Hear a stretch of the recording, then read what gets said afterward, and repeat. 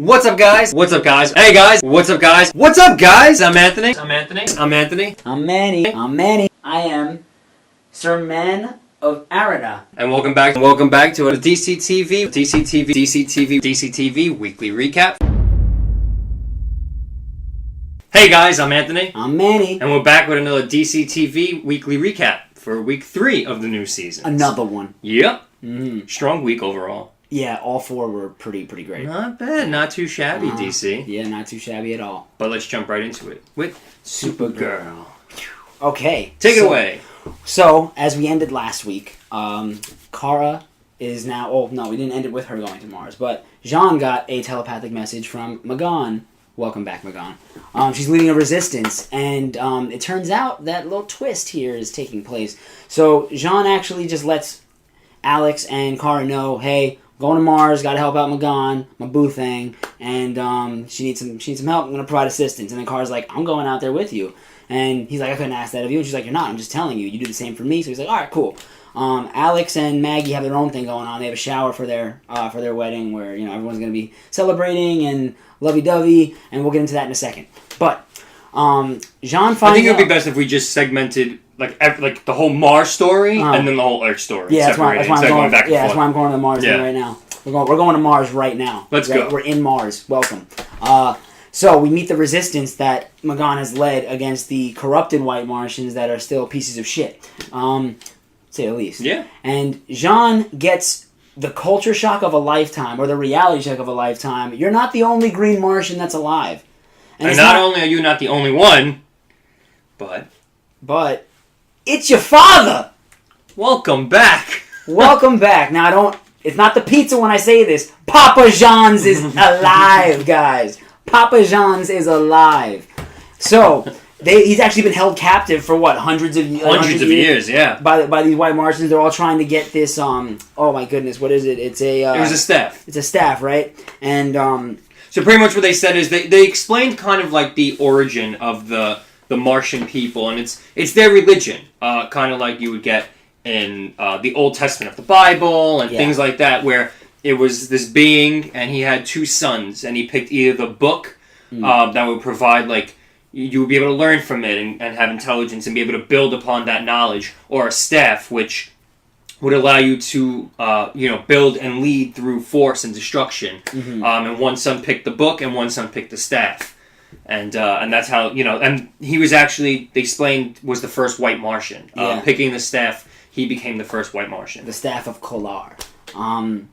Now, this was a very intense episode based around fathers. We're starting with Jean first. He first needed to convince his father that it actually was him, because his father was like, after all these years, you really think that I'm going to fall for some stupid little asshole thinking like, oh yeah, daddy, it's me after all this time. And he's like, no. What's funny though? You know what's funny is that I was like, why doesn't he just mind meld with him to know that it's him? But then right after I said that, they explained that he's not even letting...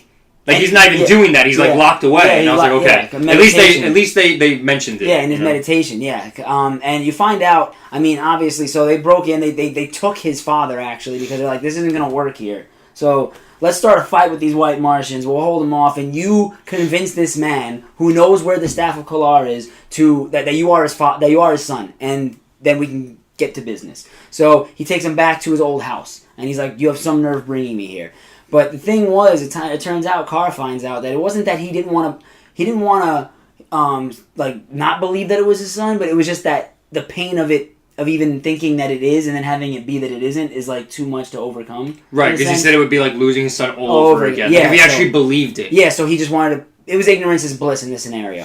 And Kara convinced him, I'm Kryptonian, so, I'm telling you right now that I can relate to what's going on with you. Please trust me, this is your son. So he allows Jean to give him a memory and show him, do you remember this? And then he's like, oh my god, you are my son. I was confused at how Kara could see the memory, though. Unless he's projecting it to both his father and him. But that's mentally. But for her to see, that means it was physically, playing out. Because her face was like, whoa. Yeah. It was so she could just see it too. But the shot was really cool. It was a great scene. It was very heartwarming, and then it also breaks your heart at the same time because you're like, oh my god, but then this doesn't exist anymore. So right, because it was a really great scene of them just being happy, where his father was coming home early from from prayer. Yeah. Or, to surprise Jean for his birthday. And like his kids were keeping it a secret and stuff, and it was a really great scene for them. Yeah, it was a real tearjerker there. And so now that they got him on the side, they got the staff, but the White Martians already had it. So this led to this whole crazy, awesome. I thought the fight scene was great. Like with the resistance against the White Martians and like Kara fighting in there too. Like I thought it was a very well choreographed fight scene. And let's not forget that Kara pulled up in an oldie of a vehicle, blasting "Hit Me Baby One More Time." I feel like you have mixed feelings about it. I thought it was hysterical. I have two problems with this scene. It was a great fight scene. Two problems with the scene. One is the car. I love the car, and I love the idea of it being a car until it transforms into a spaceship, and that's how we hit it on Earth.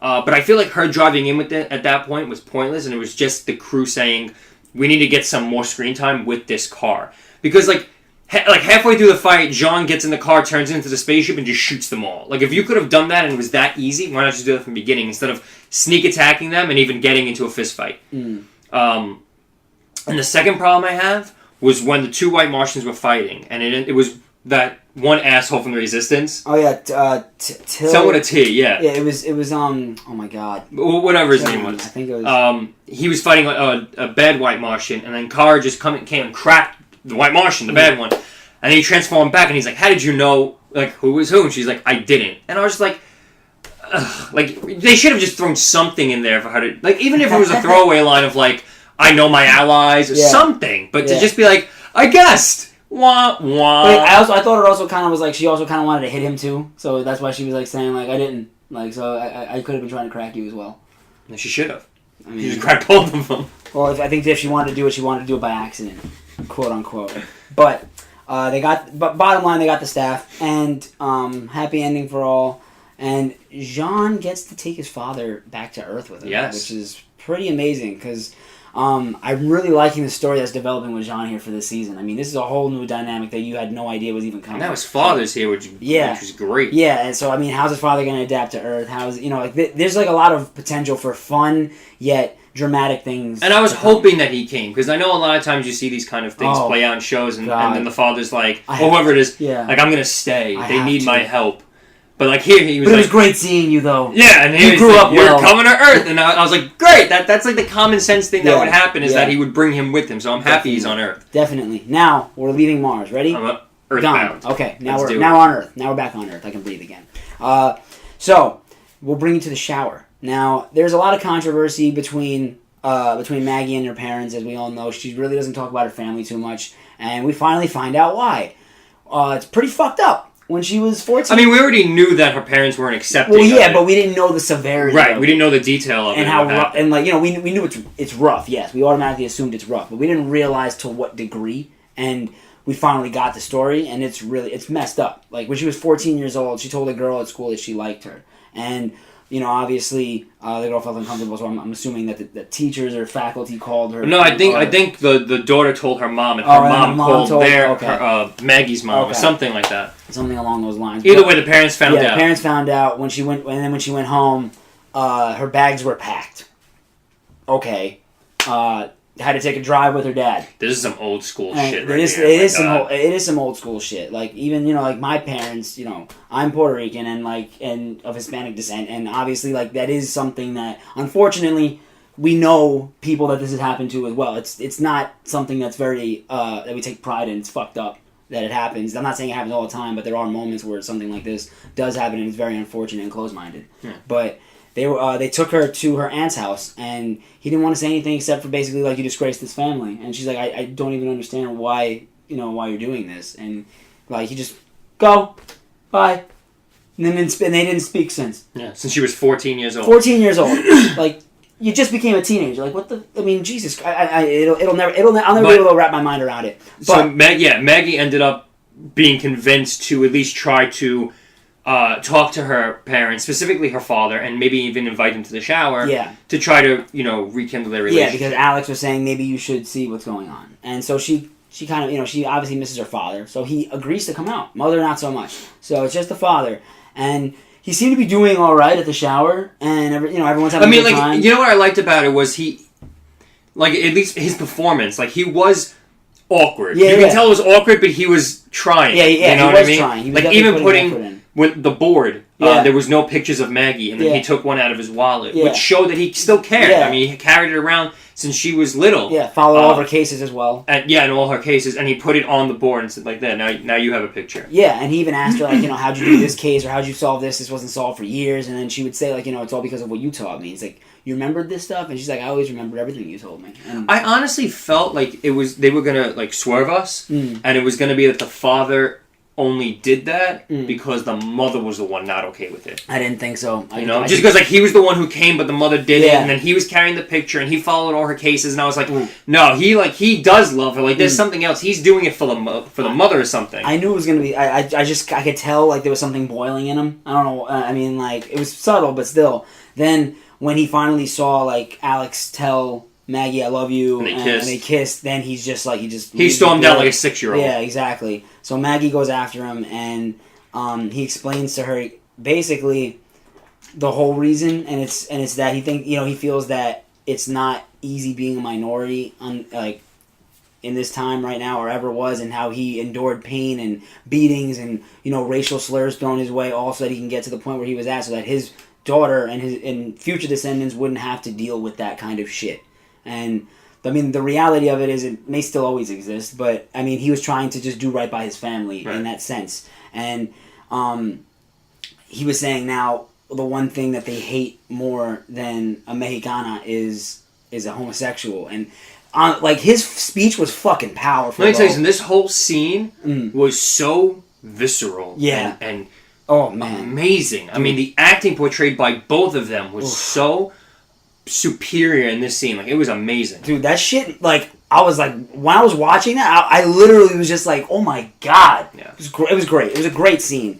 I mean, it's amazing because you hear this kind of way of thinking, and you automatically say like, what an asshole, he's wrong, But when he gave that speech, it actually made you feel for him. Like he's still wrong. Oh yeah, but he's 100% still wrong. Yes, but there's something about his way of thinking where he thinks this way because of the hardships that he endured when he was, you know what I mean? And it kind of made you feel for at least him as a person. Yeah, what he which I thought was a great job. His struggle, and that's not an easy task to do. No, especially within an hour. I was just gonna say, especially when you meet the person for the very first time. Exactly. I mean, he had like maybe a combined 5 minutes of screen time before this speech, and they hit you with it. Yeah, and it was very well. I mean, the dialogue was just so on point this week, dude. Dialogue was amazing.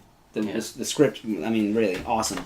But in the end, it still didn't change the fact that, he is wrong.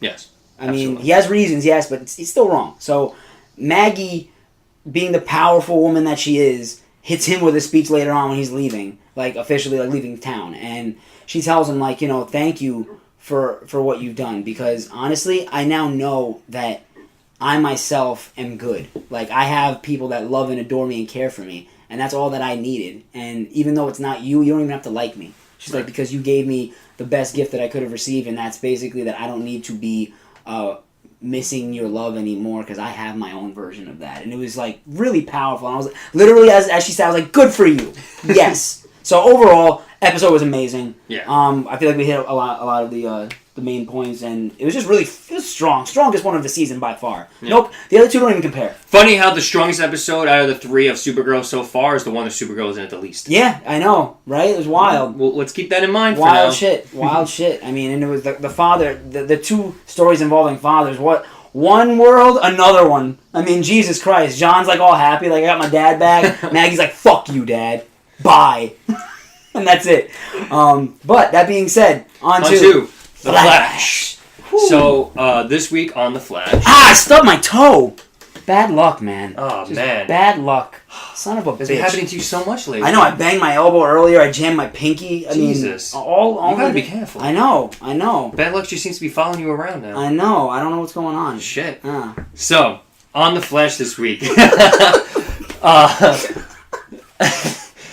So we find out, you actually find out the origin of these new quote-unquote metas. And of course... That aren't actually metas. And of course, whose fault is it? Well, is it? Or is it Cisco's fault? Come on, we can't blame Barry for everything. I think it's a combined effort. I know. So, Teamwork. we do find out, the episode opens following this girl, Becky. who literally just has the worst luck imaginable. Yeah. I mean, you find out just from like a throwaway line that she got her identity stolen like twice, and she's just like the worst luck. Fired from her job, boyfriend cheating on her while she's got the runs. Like, I mean, what can you do? And she gets on the bus, and Kilgore is on this bus. Yeah. And then the bus stops, and all of a sudden there's this big white flash, and that's it. And, they come back to it later. So you find out that she now has the ability where she gets very good luck. And the more good luck she gets, the more bad luck happens around her to other people.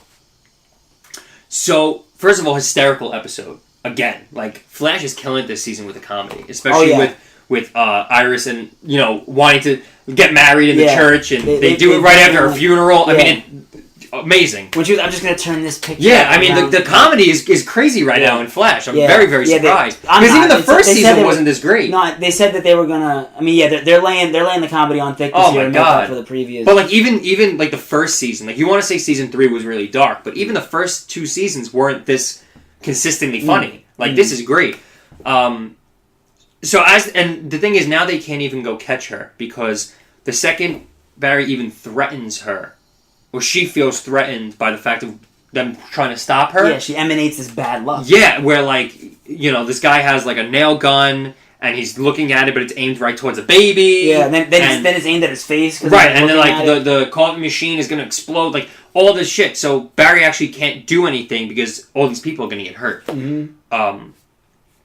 Then they find out that, like, the whole city is about to get destroyed because of her. Right, because she's about to hit like a $10 million $10 million jackpot at the casino, and her I guess like quantum field or whatever it is now expanding, and it's like gonna cover the whole city. Because it's like how much luckier can you be than winning that much money? Right. So we're gonna say to be continued right now with the quantum field expanding, because now we have to jump to the fact that my favorite Wells came back this week. Yeah, he did. I love him. My favorite one. Yes. And even that comedic gold. Yeah, but he brings. Yeah, go ahead. No, I'm sorry. I just wanted to say, like, the one thing that really bothered me about this episode was how shitty they wrote Jesse. They made Jesse seem like so out of character. I didn't believe anything. I did not like. There's a breakup cube which will probably eventually come out in our time as well. Now that that's out there, it's like it was all busted. But Jesse just breaks up with Wally out of the blue. I mean, I guess they were kind of also putting that towards her going to another show. Yeah, but I'm talking about in Flash logic. The fact that Becky was having all this bad luck spread. Yeah, but that's just taking it to a whole other level. Because honestly, if you remember, she was so obsessed with Wally. Like, not like grossly obsessed. Like, she really liked him a lot. Like, it was very clear that she wanted to be with him. And all of a sudden now that just dissipates. Bye. Okay, I'm fine. I don't need you. And it's like Wally's like, what? And then on top of that, she also kicks her father out of a team that apparently he helped build. What I was just confused by was like... bullshit, yeah. He was like, I can't even go back to Earth 2. And it's like, okay, so your daughter kicked you out of the team, but why can't you still live on Earth 2? Why can't you live in your home or still work you're in existence. In Star Labs? You do have a life. I don't understand. Like, you can't even go back to that Earth. I don't get it. But I'm happy because it gives him an excuse to stay here. Yeah, but I just thought it was pretty weak sauce. I know. The banter between Wells and Cisco, great as ever. Yep. Great as ever between these two. Yep. Chemistry's off the chart. Yeah. So what happens now is we now return. As our quantum field expands, the thing that's going to destroy the whole city is the fact that the particle accelerator turned itself back on and is going to explode again, just like in season 1. Of course it is. So right away, Cisco and Wells try to go turn it off while Barry goes to the casino to stop her. But of course, he trips and puts the metahuman handcuffs on himself. Yep. And then someone pulls the fire alarm. The sign falls kind of on banner, him. Like a heavy thing falls on him so he can't even get up. I mean, the worst possible luck ever. And I love that Iris was like, maybe we should just burn some sage. So what ends up happening is Wells just says, "Fuck it, let the particle accelerator go off." which is kind of confusing because I understand what they were going for. Yeah. But then again, isn't that going to cause more metahumans to now be created? Yeah, you would think because I mean it went out. It expanded again, again. But what it did was it diluted. It canceled out her quantum field. Yep. Hazard is no more. Right, which then rendered her powers useless. She didn't win the $10 million jackpot. She ended up having like bad luck again, kind of. Yeah, she's back to having her bad luck. Yeah. So it canceled itself out. Barry was able to arrest her. And case is closed for the day. And you could sympathize a little bit with her because she is saying, like, I've had this my whole life. Well, she said the world's been shitting on me since I was, since I could remember, and now finally I have my chance. Yeah, so it wasn't like, I wasn't like, oh, you're an asshole. It was like, damn, man, if we just got a small glimpse of what her life was like, and it's been like that forever, I mean, I wouldn't mind if, like, some people had some bad luck, too, while I was getting some good luck, you know what I mean? I mean, I think, honestly, she had the type of power where, like, she could have lived on as long as she didn't take it to the extreme that she did. Yeah, she could have just been a normal person that was just like, hey, And then maybe throwing herself some occasional good luck. Right, exactly. And then, like, it would have been able to keep itself balanced, but she just took it way too far. Yeah, because, when you get nothing at all, once you have free reign of everything, you're like, what? Yes, please! So what you do find out, her origin and everything, is that the bus that she was on and Kilgore was on, everything, is the bus that stopped when Barry came out of the Speed Force in episode 1. The one that the portal formed and he ran around it. That eruption of Speed Force energy or whatever it was when he came out is what hit that whole bus. And they find out that there were, I think, 12 people on that bus, including the bus driver, of course. And those are the 12 people, as far as the viewer is concerned, that the Thinker is looking for. Yes. So now, Becky is also in the metahuman wing of Iron Heights, and so now her and Kilgore are both there. And again, the Thinker says this is exactly part of his plan. And I remember last week I said to you that it's probably going to end up being like this big chess match where all those pieces are in place. And it's just funny how the first time we saw him this week, he was playing holographic chess. Yeah, and I was like, ha! But to let you know, he's always thinking. Yeah, that guy, that Thinker, man, he's always thinking. So yeah, his plan is still coming to fruition, and now 2 of his pieces are in place with Kilgore and Becky, or Kilgore and Hazard. Overall, very cheerful episode. Wells decides to stay on this Earth for now, at least. Yeah, because apparently he's been shunned from the world. The whole Earth too. Yeah, because Jesse, I won't have it. I just feel like she deserves a lot better. She deserves a lot better. Yeah. Funny thing though about Wally. He finally spoke out almost as if he was talking for the audience. Almost as if I had spoken to him. he's like, after Jesse broke up with me, did any of you even notice I was gone? And it was like, no, we didn't. Even the viewer was like, I fucking forgot you were in the show for the night. What the hell's going on? He went to go visit Jesse, and they spoke, and I guess he figured, she's doing her, I have to do me. And doing me isn't sitting here being useless. So he decides to leave and go back to, I believe, Blue Valley. Blue Valley. That's actually where he's from. Yeah. No. Well, I don't know. I don't know if that's. Oh, that's where the comic book Wally is from. Wally's from there. Yeah. Exactly. He's gonna go stay with a friend, and I feel like Ward could actually be onto something here, where this could begin to lead to him joining the Legends. Yeah. Which would be really, really cool. Yeah. And I feel like he can blossom so much more there as a character. God. Yeah. But the fact that even he was able to reference like. Did any of you even notice I was gone? And even his father and his sister were like, no.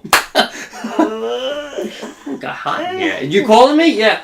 And I was like, wow. But this is good for his character. He needs to go. Yeah. And not because he's bad, but because they just don't need him. No, but it's not that. They just don't do him justice, though. And they don't need him. I know, but it's almost hard to do him justice because he is a speedster, but he's useless because Barry has it all covered. Exactly, but that's why I felt like they. Remember, I said I think that they gave him his powers too soon. I feel like they shouldn't have given it to him in season 3. They should. I think maybe this season would have been the season to give them. Yes, exactly. That's what I had said. Yeah, that's what I had said. I was like season 3, and then have him learn and develop or whatever. This way, maybe.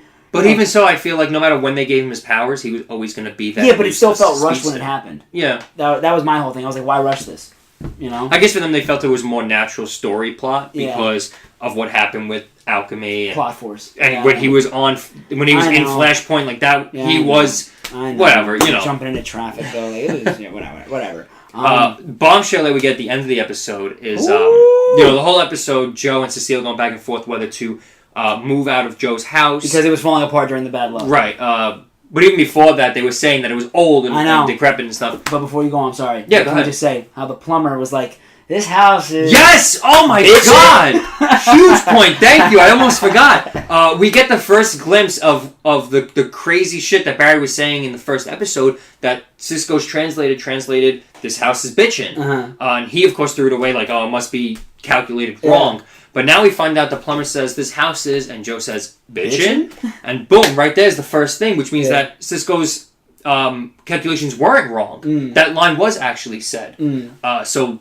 awesome little they just dropped it in there. Yeah. It's perfect. Like we're gonna find more of that through the season, I think. I'm sorry I cut you off. No, thank you so much. I almost forgot. And it's funny because when I watched that I said I have to remember to mention that. And I totally forgot. So bombshell at the end is Joe and Cecile going back and forth and Joe agrees we'll move. And then at the end he walks in and she's fixing up the house. And he's like, what happened? She's like, oh, I kinda had change of heart.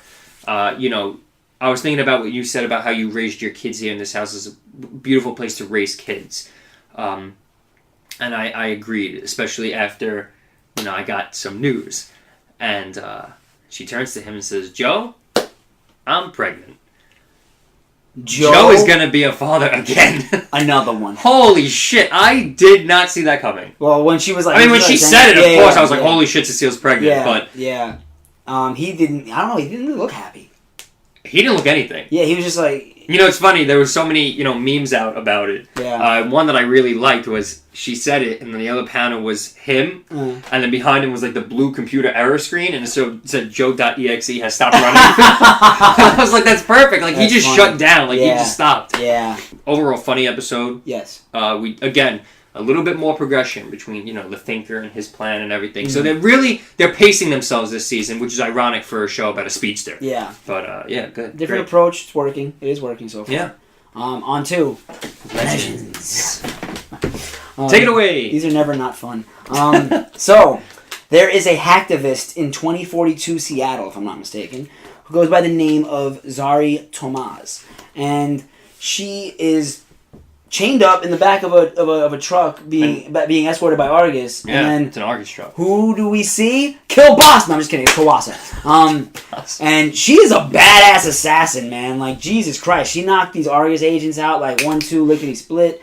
Like, water going through the car, like, doing all this shit. But in the time that she killed those gentlemen, Zari escaped. Yeah.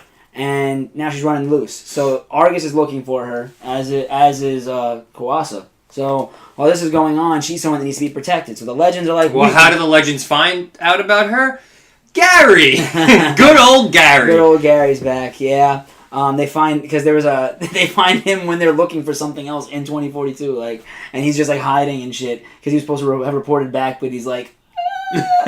And he fills them in on the situation. So they're like, you know what? You don't need to call the Time Bureau. Legends got this shit. We'll hold it down. So while the rest of the team is doing this, we have Amaya and Nate.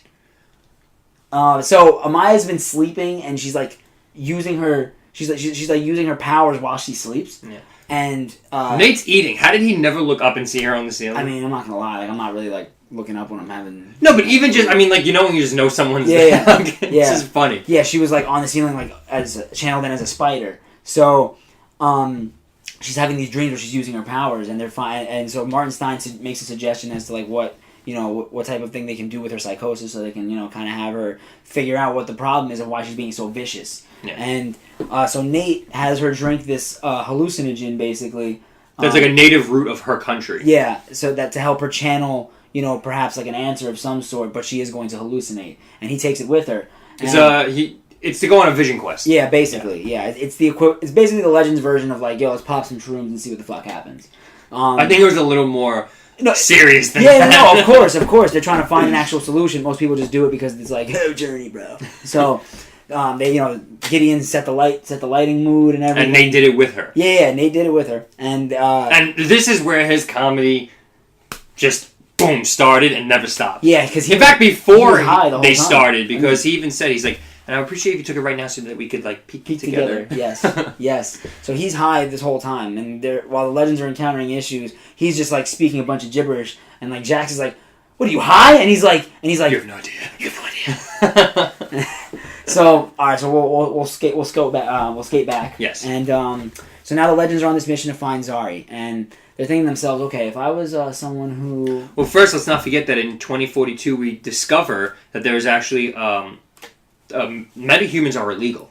As is that religion. happened. Yes, and that happened in 20. Well, as far as the metahuman part happened in 2021. Yeah. They made metahumans illegal, and now they just hunt down any metahuman they find. And any religious practice. I don't know when that started. I don't know when it started. But definitely in 2042, it is definitely enforced, there. like you can't. No. So when they find her, they're like, oh, we can help you. We're gonna, we'll break you out. And then there's like a drone that comes in, and then all these people are, like they got Argus has guns on them, and she escapes, but they're like, oh great, now we're stuck here. And what I thought was hysterical was like Mick's gun wasn't working, and everyone. No, it's not that it wasn't working. He had no one to shoot. Oh. Every time he went to go shoot, they took down the guy. Oh, okay. And that kept happening everywhere he turned. I thought his gun wasn't working. I was like, why isn't he just shooting it? Yeah, because every time he aimed at someone, they took him down. Yeah, so everyone took everyone else down, and then he was just like, damn it, I wanted to shoot someone.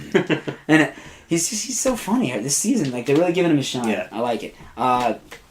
Now, so they find her again because they're like, okay, well, if I'm an outlaw and I need to go somewhere, where would I go? And Mick had the idea of which bar, because, obviously from his life of crime. Yeah. So when they go, his bar's been turned into something different. He's like, what happened to my bar?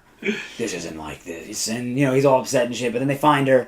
They try and convince her, hey, you really need to come with us. So what she does is she says, okay, but I need to rescue my brother who's in an Argus prison. So they're like, okay, fine, we will help you, but then, please come with us. And what's the gem that Mick breaks out? Oh yeah, Prison Break. I like it. Yep. A great Prison Break reference for him. Yeah, another one of that too. They're Yeah. great with those. They are. They're great with the quips, man. The show just acknowledges itself, and that's what makes it so great. So in this prison, Jax actually sees something that's a little worse than what you assume. Instead of just people being in cells, it's actually people being experimented on to the point of torture, essentially. Yeah. And he's like, "Yo, fuck this shit. Button, everyone's out. We out this bitch. The whole prison is gone." Like, so. I have a little bit of an issue with while this is going on, Zari actually takes a necklace, which she says is a necklace. Yes. And I mean, she knows it has abilities. yeah, she knows it has abilities, but she takes a necklace, and everyone's like, okay, so all the prisoners are out. Where's your brother? And she's like, my brother's not here. There's no brother here. And everyone's like, are you shitting us? So she was like, I just came to get a necklace. And everyone was like, well, we're trying to help you. And it wasn't a prison break, it was a heist. Yeah, it was a heist, exactly. So now Kawasa follows them there. Zari disappears with using this necklace and like it looks like a tornado, essentially. And while this is also going on, you have the Time Bureau that's up the Legends' asses, saying, "Hey, this is our job." And now to the point that Agent Sharp comes in with a giant ship. Yeah. Like 100 times bigger than the Wave Rider. Yeah. And she starts opening fire on her as warning shots. Yeah, and while this is going on, this is later on in the episode.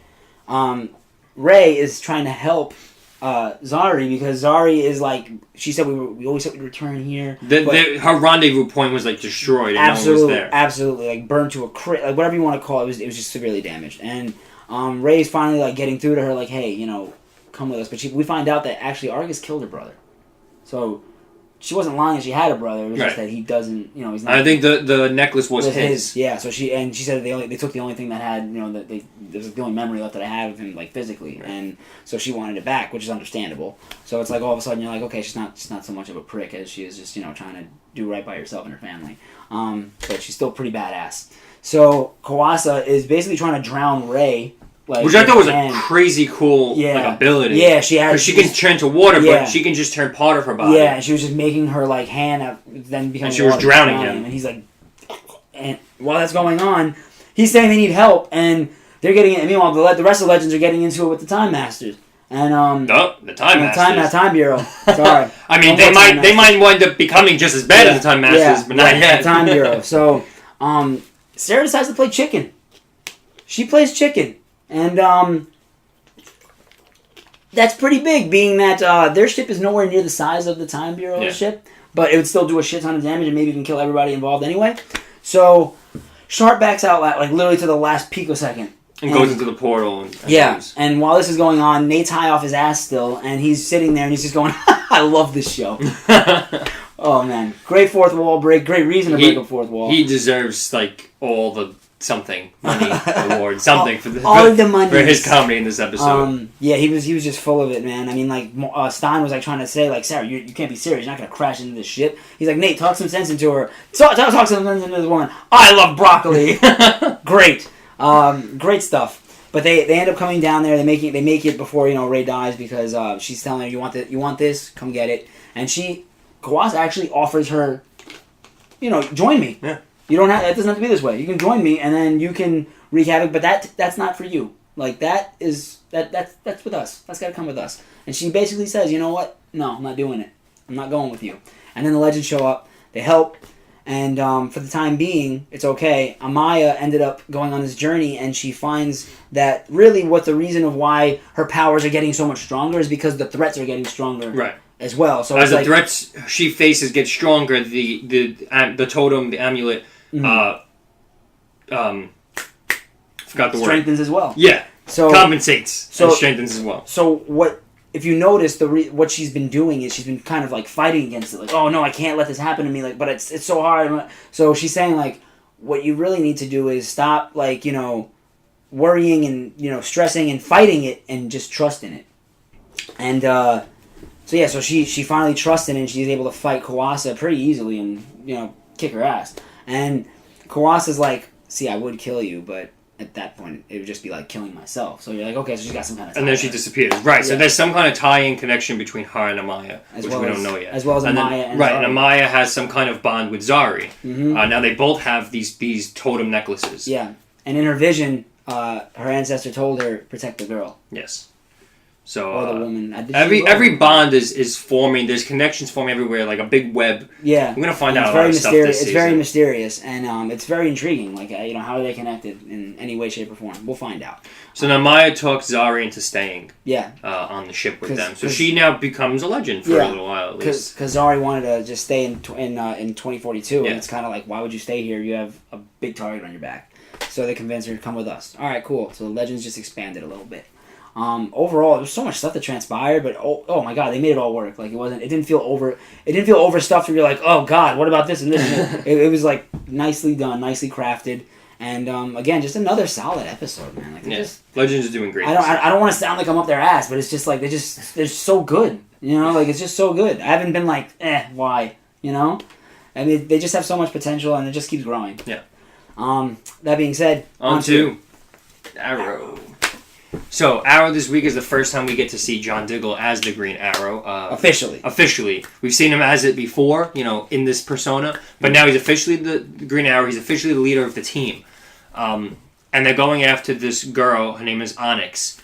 Onyx Adams, who is in the process of stealing, I think, nerve gas. Yes. They said. Because she got the formula information from Cord Industries server. Yeah. And she's a former soldier. Right. So their first big task is now protecting this gas from being stolen by her. Funny scene with Diggle and the truck driver. Yeah, I know. Oh, man. Just because the fact that they're trying to protect this gas, Diggle ends up in the cabin with the driver, listening to the music. He's like, your taste in music is terrible. Which is nice to see that Arrow even has the potential to have these comedic moments. Yeah, and it was called for there, because it was like an awkward situation anyway, so it made sense. So what happens is, Onyx gets the upper hand in the fight because she uses this blaring light kind of flashbang thing. And then they have a choice because the gas is now going with a van, and the truck. Onyx took the truck the other direction, and you need a split-second decision. Yeah, and Renee is like, what are we doing? Who are we going after? What's going on? And Diggle just says nothing. Yeah, he freezes big time. And they end up. The truck gets destroyed into like a building. Yes, and the gas gets away. No one is killed, but people are harmed. No, like they were like injuries. Injuries. And people are harmed. In critical condition. Yes. They're okay though. And right away, the first thing Renee does is go to Oliver, and he's like, "You need to come back. This is ridiculous. He can't make choices. He fucking sucks." Yeah. And then Oliver has a talk with him, and he said it's funny, like pretty much seeing it from the other side of walking down here and seeing someone else brooding. Yeah. Like that's how they've seen Oliver all this time. And he just explains to him, he's like, look, there would not be any Green Arrow without you. Yeah. And John's whole thing was that when he made the tough calls, he wasn't making them alone. Mm-hmm. You know, he always had someone backing his play or agreeing with him or whatever. And now there was no one to bounce the idea off of. It was just him, split-second decision. If he makes the wrong one, people could die. Yeah. Yeah, and that didn't sit well with him, which it wouldn't really sit well with anybody. No, it's a tall order. Yeah. It's a very tall order. And of course, now Dinah has the issue with John, like, I thought you were going to tell him. And then he's like, well, then he asked me to be the Green Arrow. And she's like, well, yeah, but if he knew about that, he wouldn't have fucking asked you. Yeah, exactly. So that's another reoccurring issue. But now, John's tremors are gone. Yeah. Randomly, magically. We just don't know how. But he's not shooting arrows. No. You know, he said, I'm not an archer, which is weird because every other time we've seen him as the hood, the arrow, whatever it was, he shot arrows. Yeah, he did a great job with shooting arrows. No, he did all right. There were times where he missed. And then, like, because they even though there was an episode where he shot the arrow and literally, like, one of the bad guys was like, I thought he was supposed to be good. Like, because he missed like 3 times in a row and then he finally hit the target. But so Felicity and Kurz actually built this. It looks like a crossbow and it's built like a crossbow, but it actually shoots full on arrows. Regular arrows, yeah, not bolt arrows. Yeah, it's like a hybrid basically of a much more. Well, because they need to keep up the ruse that it's the Green Arrow, so he needs to actually shoot real arrows. Because Agent Samantha Watson is saying, like, you know, obviously, yeah, you have an alibi. Okay, great, but have you noticed that the guys right now, the Green Arrow, isn't shooting arrows? You don't find that fishy, Mr. Queen. So it's obviously not you because you're the one that can shoot arrows. So they have to, like, obviously keep up this facade more and more, and so they got to adapt, and it's rough. But now he's got his. They tested his shot out, bomb, hitting all the tennis crossbow, balls. yeah. Yep, and then Dinah asked, she was like, "Did you put a stabilizer in that?" And they're like, "No, that's all him." Yeah. So again, that's him saying, "Told you, I got it under control. Tremors are gone." So they end up stopping Onyx when she's going after the last member of her old team because what you find out is, I think out of an 8-man team, they stole $100 million of gold. Yeah, clean. Yeah, from one of their battles or something, and she already killed 2 of the soldiers that she was with, and now she's going after the 3rd because the other 5 are all in cahoots with the gold. And it's in this, like, I guess hotel or benefit or whatever it was. And she traps them all in there, she releases the gas, and now again, John has to make that split-second decision. What are we doing? Are we going after her? Are we stopping the gas? What's the plan? And he finally says it. Boom. Mr. Terrific, Canary, you guys handle the gas. Me and Wild Dog going after Onyx. Great fight scene with Diggle and Onyx. With the limo? Right, it was from the viewpoint of inside the limo. You continuously saw them fight outside the limo, hitting, like, each glass window as you went down, then the windshield. Yeah. Then she ends up crashing in, through the and then John goes in and they fight in the limo. It was a great creative fight scene. I loved it. Yeah. Super fresh. Yeah, definitely. Super fresh. Almost reminded me of, I know you don't follow Supernatural, but there was an episode of Supernatural where the entire episode was filmed from the viewpoint of inside their car. Oh, okay. The whole entire episode. Not just a fight scene. I mean, it was a little harder to do, but the whole episode. And it kind of was reminiscent of that, in my opinion. But great fight scene. He ends up catching her. They stop the gas. Everyone's okay. Mission success. All the while... Yeah, go ahead. I was just going to say in lighter news what's going on with William. And that's what I was going for next. Yeah, but go ahead. No, in lighter news, obviously, this was the main plot. Oliver is trying to get used to, you know, hey, I'm around, I'm for my son. And William's got, like, this whole big test that's coming up, and he's just really badly studying. Like, he can't get it together, and he's getting frustrated. And Ollie isn't the best person to ask about with school, because he's like, man, I wish I could have gotten, like, you know, a bunch of C's. All I got was D. It was nuts. And he's just like, you don't get it. I'm trying to actually do something with my life here, Dad. And so actually Ollie goes to Felicity for help and assistance, and she basically says, like, you know, I used to have the same problem, like, with my mother that William has here. So she agrees that, you know, she'll tutor. So they start developing, like, a bond, William and Felicity, which was, like, nice. And Ollie sees it, and he's like, wow, this is pretty amazing. It gives him, like, you can tell he's like, his heart was warmed. And William seems to really like Felicity. Yeah. He's like, she's cool. You know, and because she gets him, she can appeal to the intellectual side of him. You know what I mean? Like, the cool stuff with, like, you know, what do I do if I have a bully or whatever? That's all your dad. But, like, when you're like, hey, what can I do with school? What can I do to, like, expand my mind and, like, open up intellectually? Like, Felicity's like, bruh, I got you. So that was nice. Yeah. And then you can continue on if you definitely. And then she ends up tutoring him, and he forms that bond with her, which is great. They have a nice little warm scene between Oliver, Felicity, and William, talking about, the sandwich he made, the Monte Cristo. And then she's like, yeah, but you made it with waffles. And he's like, yeah, well, that's how we make it, in the not real world. Yeah. Because he heard what she was saying to William about Oliver, how he didn't really grow up in the real world because his family was rich. A nice little warm, funny scene for them, It was great. And it led to something. Yes. Oliver brings her a gift, wrapped. And when she opens it, it's a key to his apartment. And he's like, I want you around. I want you in William's William's life, because you can make his life better like you made my life better. And then boom, they kiss and they pan off camera because they're going to do other things. Yeah. And they're, I guess, pretty much a thing again, or because they agreed they were going to take it slow, so you knew that the feelings were there and they wanted the relationship. Yeah, but then they also agreed to keep separated with this whole situation with William because of William, right? So I feel like now it's definitely going back to them being together, at least a little bit. And it's and even though you might think, oh God, again, but it's like there's a different dynamic here, guys. It's not just Ollie and Felicity. How are they gonna work it this time? Now there's a kid involved, right? So I think it's a kid funny not because Felicity's. It's funny because they're not kids, but I feel like over the last 2 seasons, since we did have the Felicity show to now, they've matured. Their characters matured because they dealt with different things, Definitely. And they finally addressed what transpired back then, too. Remember that they had that whole bottle episode of them in the room? When they were trapped in the bunker, right. So really, I think it was a great progression where they fell apart, and now they're coming back together, but it feels natural. It's not forced, which is great. Yes. And now, Diggle.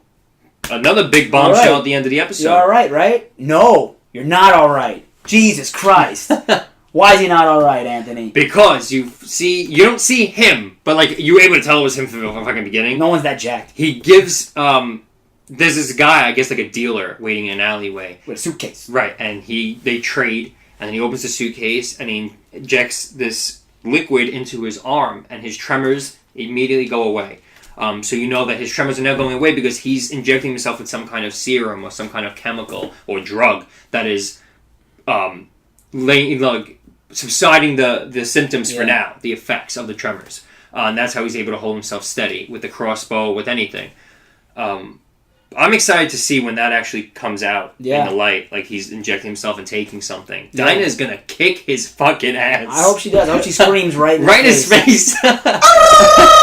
Yeah, hit that shit. Hit him with that shit. All the while now, when the news is explaining how, the vigilante, saved hundreds of people, Agent Watson pins a picture to the Oliver board, and it's Diggle. Mm-hmm. This bitch is just on her shit. I don't know how. What the fuck? She just now knows, now he's a person of interest. The second he becomes the Green Arrow, boom. Okay. She's made it her, she's made it her life's mission to bring definitely. Him down. It's very, you can see she's very dedicated here. They are trying to create, I believe, an anti-vigilante bill.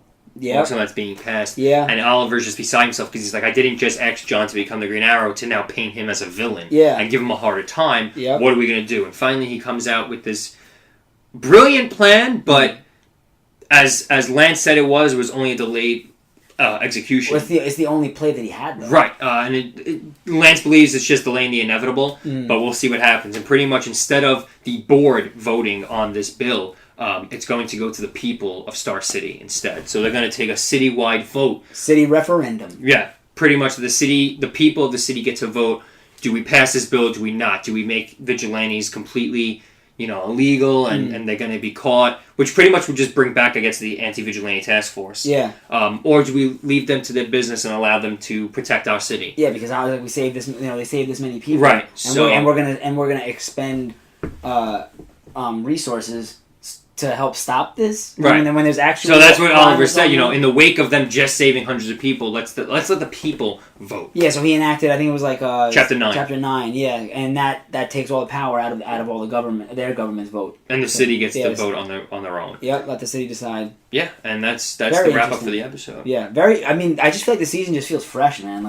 All this stuff they're definitely inputting a lot of new ideas and new angles into the season, and so far in the 3 episodes we've seen, it's working. Yeah, definitely working. It's another solid episode for Arrow. This week was just. I think this was the most solid week. For all four across the board? Yeah, for all Definitely. four across the board. Definitely. Like, I think this is the most consistent week that we've had. This is going to be so the far. hardest ranking I do so far. Oh, yeah, for me too. 100%. So, on to our rankings. You first. Me first. Yes. God damn it.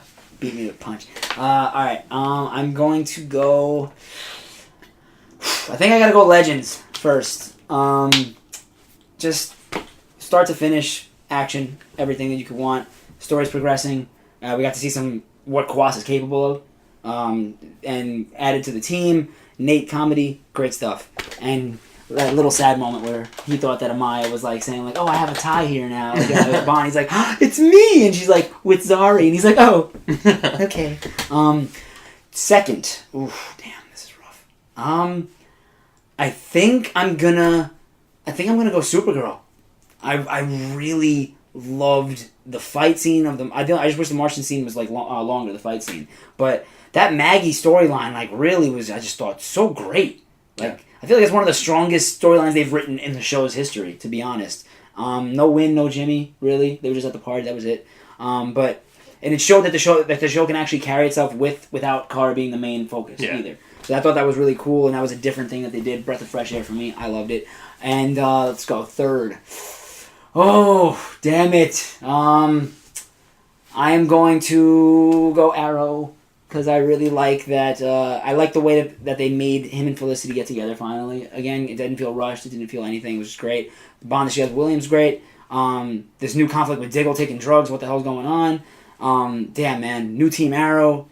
All this stuff is happening. It's just so great. And Flash, by no means a bad episode. Fourth. Just because I felt like... I just felt the other ones were stronger. That was literally just it. None of these episodes were bad. None of them were bad. I really enjoyed Flash as well. I thought they did really cool stuff.